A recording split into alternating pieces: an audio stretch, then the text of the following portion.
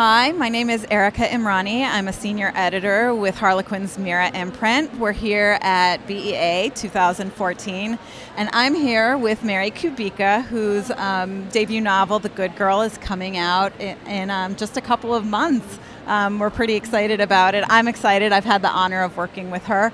So Mary, for those of you who haven't read The Good Girl, the story is it's about a kidnapping that goes terribly wrong and the subsequent investigation. So tell us a little bit about what your inspiration was for the story. Okay. When I first decided to write this idea, and I had this idea of a kidnapping that just wasn't exactly what it seemed, and it was more of a conscious decision to write about that. And then when I started writing, I knew kind of where I wanted to start, but I didn't have a whole lot of ideas as to where I was going to go with the book. But I found myself really consumed with the characters, with Colin and Mia in particular, and I really was thinking about them all the time, and I found myself dreaming about them and getting these ideas in the middle of the night. So I often tell people that it was really my characters that were my inspiration, and that it was them that told their story to me instead of the other way around. So the story is told in a nonlinear fashion with different perspectives. It's from Colin, the kidnapper, Eve, the mother of the girl who's kidnapped, and Gabe, the investigator. And then it also jumps back and forth in time, both before and after the girl is found. So why did you choose to tell the story in that kind of fashion as opposed to a more straightforward narrative? Sure. That too was a very conscious decision to make. I knew that I wanted to write the multi-perspective and the nonlinear time frame from the get-go. I thought, where the time frame is concerned, I thought it was interesting that it really added another element of suspense to the story, and that you find out right away that Mia does make it back home, but she has no memory of where she's been, and she thinks that her name is Chloe. And so there's this whole other element of there's this whole other mystery going on in addition to where is she, and so I thought that was interesting. And then as for the characters, I liked the way that, for one, I liked to write it in the first-person perspective because I felt I could really get inside my characters' heads and really kind of explore their thoughts and feelings. But I like the way that each of the other characters, by giving their perspective, you get this different image of Mia. The mother tells the story of, her lost daughter, and she has some regrets there. And then the detective is exploring this woman who he's never met before, and then from Colin you really kind of get more of an image of his victim, and so you really get this complete picture of Mia without hearing from her. So one of the things that struck me most when I read the story is just all the twists and turns and surprises. Nothing is as it seems, and even until the last page you don't know what's going to happen.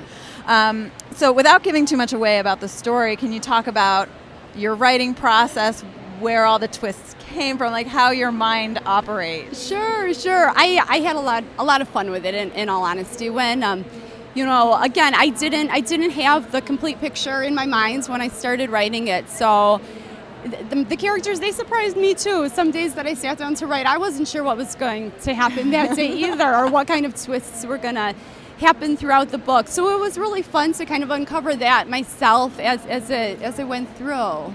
So moving away from the book itself, what has the process of publishing your first novel been like? I mean, finding out you had a book deal and coming to BEA, seeing your big banner on the wall, your cover for the first time. What has this whole journey been like for you? It's a thrill. I mean, it's really just amazing, and the whole thing, it feels really surreal. I don't know. I keep thinking, wondering when it's going to feel really real, and I don't know. I don't know. The whole thing it's really been amazing. I remember the day that I got the publishing contract, just walking around my house with my phone, and all I could do was pace. I couldn't do anything else. And then the first time I saw the cover, I didn't know what to expect, and I prepared myself for the possibility that I wouldn't love it.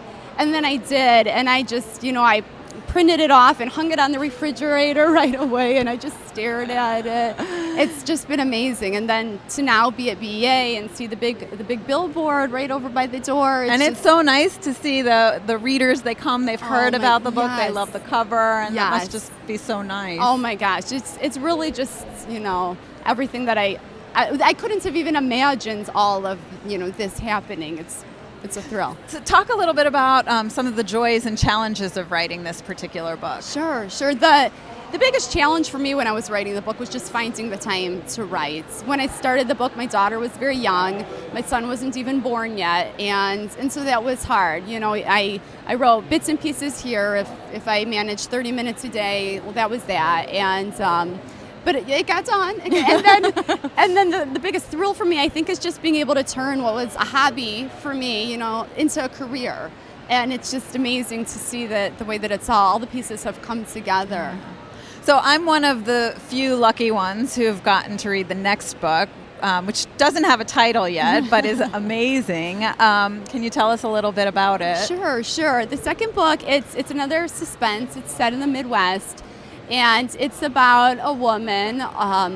She's a mother. She has a young daughter herself, and she encounters this young homeless girl in Chicago waiting beside the L with a baby, and she really becomes kind of taken with this girl, and she wants to help her, and she ends up kind of discovering more about this girl's past and more about herself in the process, and you just kind of see the way this chance encounter, the effect that it has on all of their and again lives. Nothing is as it seems. Right, exactly.